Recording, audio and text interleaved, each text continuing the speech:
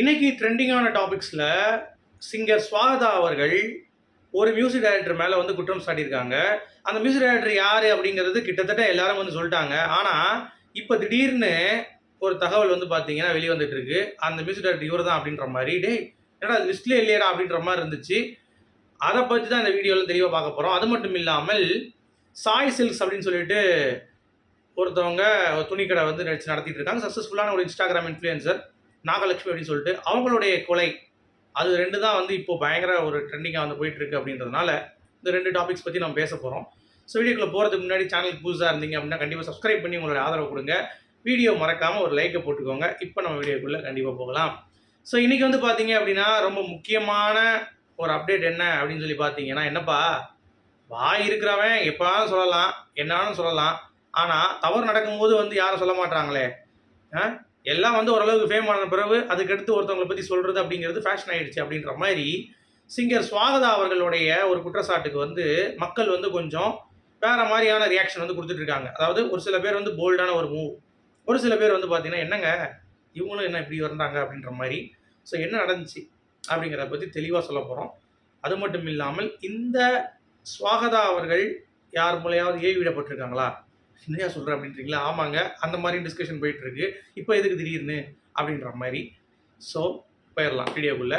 So Swagatha யாருன்னு பார்த்தீங்கன்னா நம்ம பிக் பாஸ் மாயா, ஒரு கான்ட்ரவர்சி குவீன். அவங்களுடைய சிஸ்டர். ஸோ என்னப்பா மாயா வந்து எவ்வளோ பெரிய போல்டான ஆள், அரகண்டான ஒரு டைப்பு. என்ன அவங்களோட தங்கச்சின்றீங்க, கொஞ்சமாச்சு இல்லையா போல்டா? அங்கே அடிச்சு அடியிலே வந்து தெரிஞ்சிங்கன்னா திருப்பி அவங்களுக்கு நடந்தப்பே வந்து இவங்களும் வந்து பொங்கி எழுந்திருக்கலாமே அப்படின்ற மாதிரி நிறைய பேர் சொல்கிறீங்க. ஆக்சுவலாக சிங்கர் ஸ்வாகதா அவர்கள் ஒரு மியூசிக் டைரக்டர், அவங்ககிட்ட வந்து ஒர்க் பண்ணியிருக்காங்க. வந்து ஒரு ட்ராப் பண்ணுவாராம், ஹனியாக பேசி காசு கொடுத்து. அப்புறம் கொஞ்சம் கொஞ்சமாக வந்து பார்த்தீங்கன்னா க்ளோஸ்னஸ் வந்து கொண்டு வந்து அதுக்கடுத்து ரூம்குள்ளே வச்சு தப்பாக நடந்துக்கிறாரு. இதுதான் அவருடைய ஃபார்மேட். அது என்கிட்டையும் பண்ணார். எனக்கு வந்து ரொம்ப அருவருப்பாக இருந்துச்சு அது பண்ணதுலேருந்து. ஸோ எனக்கும் வந்து அதுலேருந்து அதுக்கு அவர் கூட ஒர்க் பண்ணுறதே கிடையாது. இப்போ அதே மாதிரி நிறையா பேரை வந்து அவர் வந்து பண்ணிகிட்டு இருக்காரு. அதனால் நான் வந்து பொறுமையாக இருக்க போகிறதில்ல, நான் சொல்ல போகிறேன். சரி யாருமா அப்படின்னா அது எனக்கு தெரியாது. நான் மியூசிக் டைரக்டர் தான் அவருக்கு அவார்ட்லாம் கொடுத்துருக்காங்க. அவருக்கு வந்து என்ன சொல்கிறது, 2 எழுத்து அப்படின்ற மாதிரி நந்தியாவன் சொல்லி விட்டு போயிட்டாங்க. ஸோ அப்படி இருக்கும் பொழுது நம்ம எல்லாம் வந்து நம்ம பசங்களாம் யார், ஏதாவது ஒரு நியூஸ் வந்துச்சு, ஏதாவது ஒன்று கண்டுபிடிக்கணும்னா டக்குன்னு இறங்கி வந்து கண்டுபிடிச்சிடுவாங்கல்ல. அதனால் வந்து பார்த்தீங்கன்னா ஈஸியாக சொல்லிட்டானுங்க, அது வந்து சாம் சிஎஸ் அப்படின்னு சொல்லிட்டு. சாம் சிஎஸ் அப்படின்ற ஒரு மனிதன் நம்ம யோசிச்சு பார்த்தோம்னா அவர் வந்து எப்பயும் புலம்பிட்டே இருப்பார். என்ன அனுபவத்தை கொடுக்குறீங்க, எல்லாரும் என்ன கொடுக்க மாட்டீங்க அப்படின்ற மாதிரி. அப்போ அவர் புலம்புனதுக்கான ரீசன் வந்து பாவம்பா, ரொம்ப கஷ்டப்பட்டு மியூசிக் பண்ணுற நல்லா பண்ணுறாரு, ஆனாலும் இவருக்கு ஏன் வாய்ப்பு கிடைக்க மாட்டேன்னு சொல்லி நினச்சிட்டு இருந்தேன். ஆனால் இவன் இப்படிப்பட்ட ஒரு ஆளாக இருக்கான் அப்படின்னு தெரிஞ்சால் நிஜமாவே அனிருத்துக்கு வந்து வாய்ப்பு கிடைச்சது ஓகே தான் அப்படின்ற மாதிரி எனக்கு தோணுது. சரிங்களா? ஸோ என்ன நடந்துச்சு அப்படின்னு பார்த்தீங்கன்னா, இவன் வந்து சாம் சிஎஸ் அப்படின்ற மியூசிக் டைரக்டர் அப்படி தான் சொல்கிறாங்க. ஆனால் அது அவர் தான் அப்படின்ற மாதிரி இன்னும் வந்து அவங்க கம்ப்ளீட்டாக சொல்லப்பட்டு எல்லாருமே அதுதான் சொல்கிறாங்க. அப்படின்றதுனால ஒரு சில பேர் இன்னொரு மியூசிக் டைரக்டர் சொல்கிறாங்க, அது அப்புறம் வரேன் நான். ஸோ சாம் சிஎஸ் அப்படின்றத விட்டுடலாம், ஏன்னா அவங்க தெரியாதனால அந்த மியூசிக் டைரக்டர்னே ஆரம்பிப்போம். என்னடா சொல்லலை சொல்லன்னு சொல்லி எல்லாத்தையும் சொல்லிட்டு அப்படின்றீங்களா? சரி மேட்ருக்கு வரேன். ஸ்வாகதா அவர்களை வந்து மிஸ்பிஹேவ் பண்ணுறாங்க. பண்ணிவிட்டு அவர் வந்து பார்த்தீங்கன்னா மிரட்டுறாங்க. இந்த மாதிரி சவுண்டு கார்டு எடுத்துகிட்டு போய்ட்டு மிரட்டுறாங்க. இது வந்து அவங்களுடைய ஒய்ஃபுக்கும் தெரியுன்றாங்க. யார்? இந்த மியூசிக் டைரக்டரோட ஒய்ஃபுக்கும். ஓகே. ஸோ இவங்க வந்து போராடி பார்த்துருக்காங்க, பட் எதுவும் இல்லை. ஸோ அப்படி இருக்கும் பொழுது இவங்களுக்கு ஞாபகம் வந்தது வந்து பார்த்தீங்கன்னா சின்மையோடைய கேஸ் தான். அவங்க வைரமுத்துன்னு சொல்லி போல்டாக சொல்லியும் அவங்களால இப்போ வரைக்கும் வந்து பாட்டு பாட முடியல. அந்த மாதிரி இவங்களுக்கு எதாவது ஆயிடுச்சின்னு அவள் தான் போகுது அப்படின்னு சொல்லிட்டு நான் லீகலாக போகிறேன்.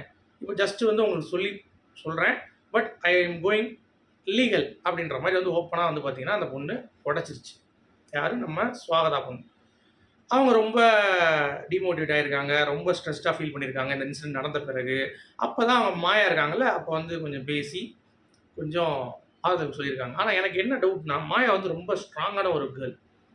இந்த மாதிரி ஒன்று நடந்துச்சு அப்படின்னா பேரெல்லாம் சொல்லி அசால்ட்டாக வந்து பார்த்தீங்கன்னா தோல் உரிக்கிற ஒரு கேட்டகரி தான் கண்டிப்பாக மாயாவை சொல்லுவேன் நான். ஸோ அப்படிப்பட்ட ஒரு மாயா இந்த இஷ்யூவை ஒரு லைட்டாக விட்டுட்டு அப்படி போகிறது அப்படிங்கிறது எனக்கு இங்கேயே வந்து நம்பகத்தன்மை இல்லை. ஓகே. ஏன் இதை வந்து இப்போ அவங்க சொல்கிறாங்க? நிறைய பேர் சொல்கிறீங்க, அது எப்படிப்பா உடனே சொல்ல வேண்டியதானே அப்படின்னு சொல்லிட்டு. உடனே சொன்னாலும் ஒன்றும் நடக்க போகிறது இல்லை. ஏன்னா சின்மை அவர்கள் கொஞ்சம் நாள் கழித்து சொல்லியும் அவங்க வந்து எதுவும் பண்ணல, எஃப்ஐஆர் கூட ஃபைல் பண்ணப்படலை. இப்போ இவங்க சொன்னால் கூட, நாளைக்கு அந்த மியூசிக் டைரக்டர் பேர் சொன்னால் கூட எஃப்ஐஆர் ஃபைல் பண்ணப்படாது. அதனால் அவார்டு கொடுக்குறாங்க அப்படின்ட்டாங்க. சரியா? ஸோ அப்படிப்பட்ட ஆட்களுக்கு எதுவுமே வந்து குடுக்க மாட்டாங்க.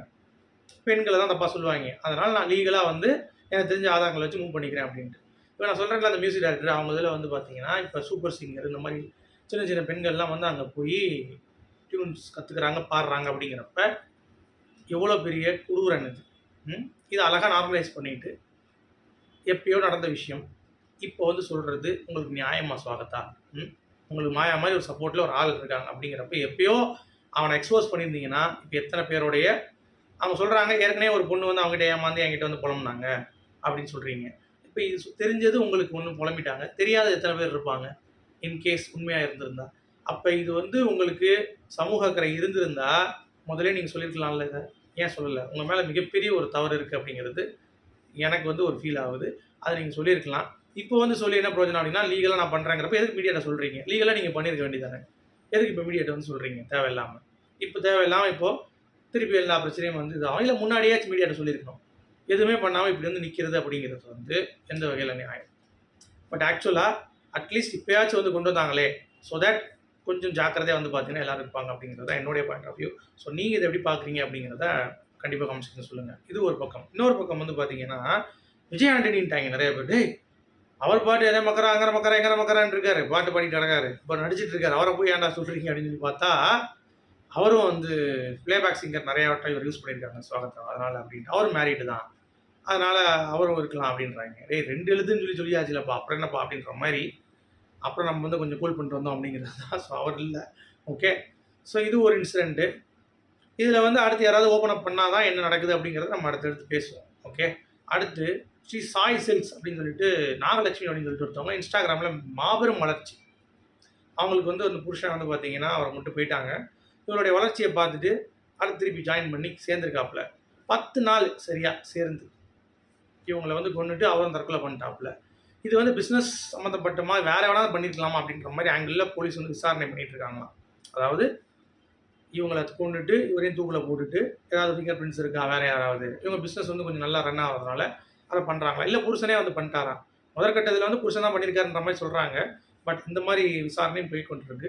ஸோ வெயிட் பண்ணி பார்க்கலாம். என்ன நடக்க போகுது அப்படின்னு சொல்லிட்டு. இந்த 2 டாபிக் பத்தி பேசணும்னு நெனச்சேன் பேசியாச்சு. உங்களுடைய கருத்துக்கள் சொல்லுங்க. மீண்டும் சந்திப்போம். Good bye.